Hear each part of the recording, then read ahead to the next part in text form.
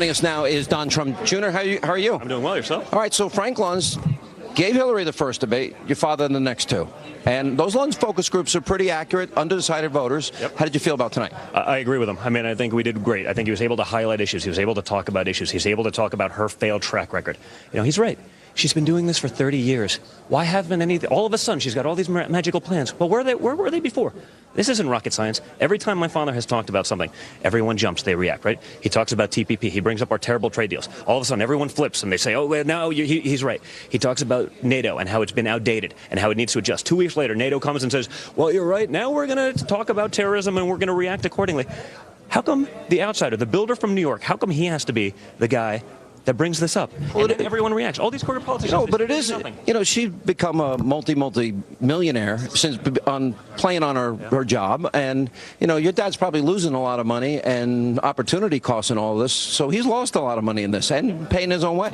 You know what? He doesn't need this job, Sean. He doesn't need this job. He wants to do this job because he wants to give everyone in America, all ethnicities, all backgrounds, the same incredible opportunity that he was able to have to start a great family, to start a business, to live the American dream. And that's gone. And you know why it's gone? Because people in D.C.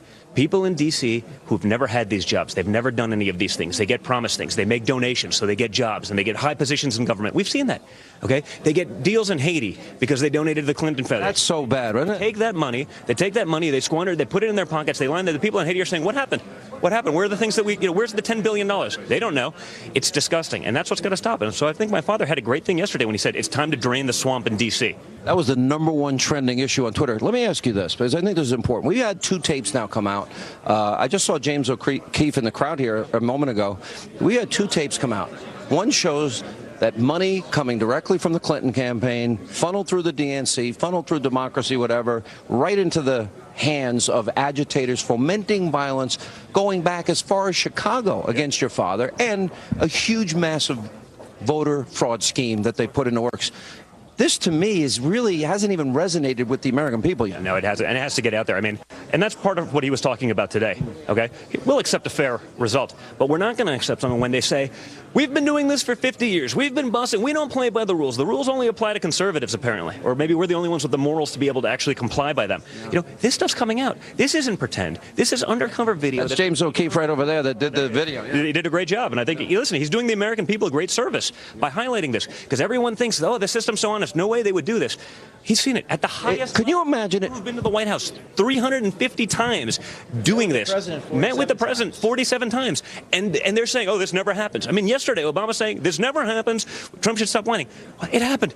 A couple hours later. Could you imagine if your father was on tape funding the fomenting of violence? Could you imagine if it was your father or operatives within your father's campaign talking about a massive voter fraud scheme? Sean, they would run him out of the country. And that's the problem. The double standard that exists between the liberals and the conservatives is disgusting, and it has to be highlighted. So I think James did a great job of being able to highlight that, to be able to show the American people, and everyone should go look at Project Veritas and see what happened. Because if you look at it as an American, and I don't care which side of the spectrum you're on, but if you look at it as an American, as a human, okay, and you're not totally disgusted, there's something wrong with you. The last thing, and I've been asking everybody tonight the same question, there are deep and profound differences that we saw on that stage tonight, starting with the Supreme Court saying radical Islam or not, vetting refugees or not, building a wall or not, raising taxes, lowering taxes, eliminating Obamacare, fixing the educational system, energy independence.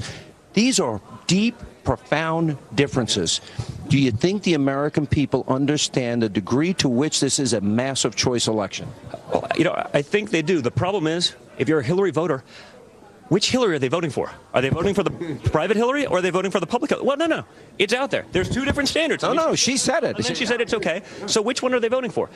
I don't know, but I have a feeling I know the answer. I have a feeling it's to the people that are writing 7-figure checks to her campaign. It's to the people who gave Bill Clinton a $1 million birthday gift from the Middle East. By the way, no, that was Qatar. Do you know in Qatar, this is interesting, marital rape is legal in Qatar? Marital beatings are legal in Saudi Arabia. Double standard. Sean, if we took money from those countries, what would they be saying? They'd be screaming. Oh, it's a double standard, and I'm glad. I'm going to say screaming bloody hell. I'll say it for you. Go ahead. Yeah. Screaming bloody hell, and that's true, and much worse. Okay, but it's a double standard that people have grown to accept in this country, and that's what we got to point out. We can't accept that anymore. It's not fair, and it shouldn't happen. All right, last question. I was with you and a bunch of young millennials today, and when I mentioned the idea, hey, is Don Jr. one day going to run? Oh, wait a minute. I thought I saw a standing ovation.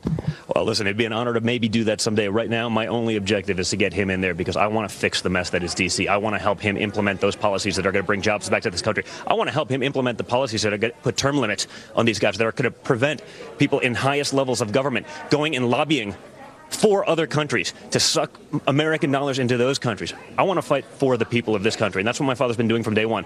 The hardworking men and women who built this country, they need a voice again, and my father's their voice. Don Jr., good to see you.